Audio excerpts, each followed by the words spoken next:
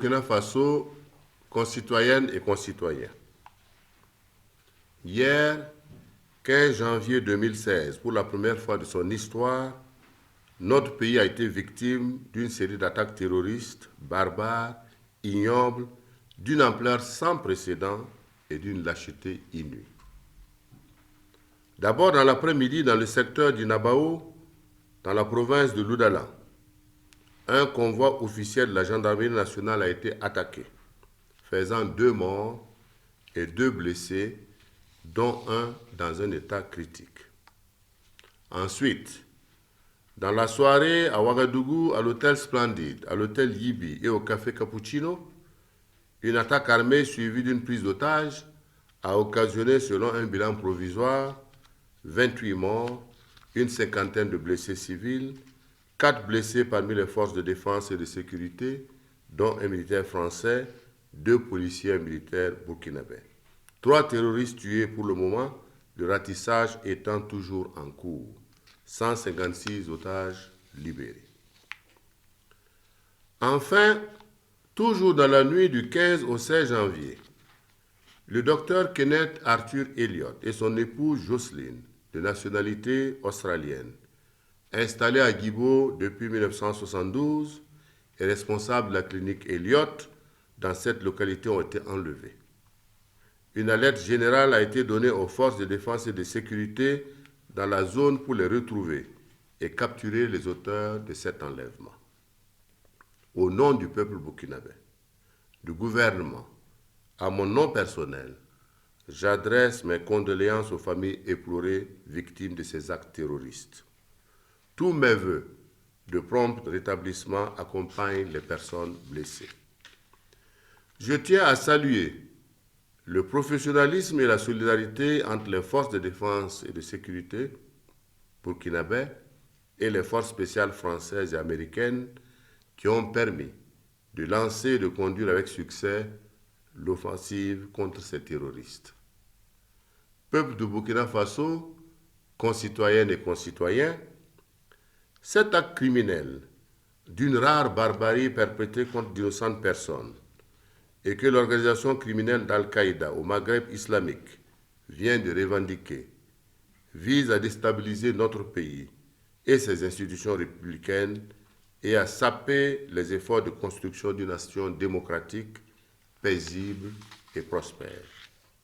Or, c'est pour reconquérir, préserver et consolider ces valeurs de démocratie, d'état de droit, de justice, de liberté et de progrès que notre peuple insurgé s'est battu depuis les 30 et 31 octobre 2014 et lors du coup d'État du 16 et 17 septembre 2015 jusqu'au succès des élections couplées présidentielles et législatives du 29 novembre 2015, marquant le retour à une vie constitutionnelle normale au Burkina Faso.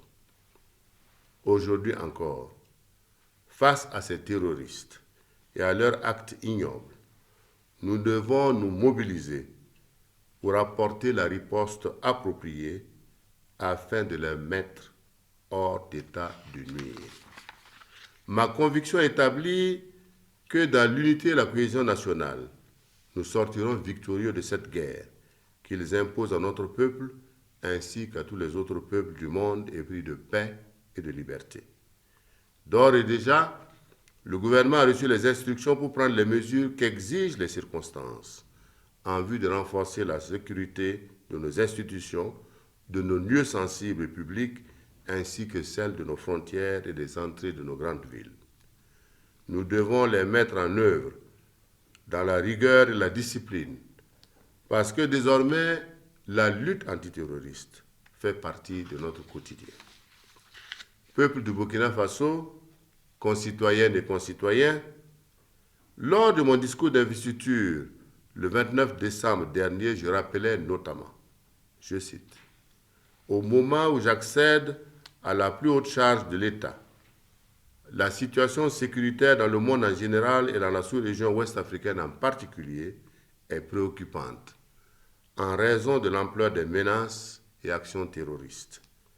C'est pourquoi nous devons mutualiser nos moyens de défense, nos informations entre nos pays et de concert avec tous les autres pays qui luttent contre le terrorisme dans le monde pour présenter un front uni contre ces fléaux qui menacent l'existence même de nos États. Fin de citation. Devant ce lourd bilan humain que ces forces du mal ont infligé à notre peuple et à ses amis d'autres pays en visite au Burkina Faso, la nation burkinabé reste sous le choc.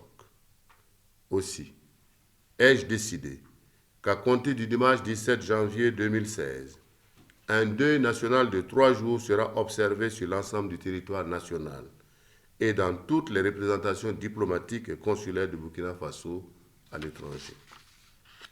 Peuple du Burkina Faso, concitoyennes et concitoyens, en ces moments difficiles pour la nation, je vous invite à rester déterminés, parce que notre engagement commun pour un Burkina démocratique et prospère est plus fort que jamais.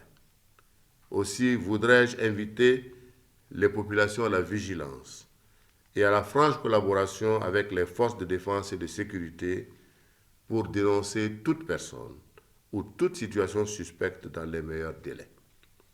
Unis et déterminés contre le terrorisme et contre toutes les forces du mal dirigées contre notre pays, le peuple burkinabé restera toujours victorieux. Vive le peuple burkinabé, vive la solidarité nationale et internationale. Que Dieu bénisse le Burkina Faso. Je vous remercie.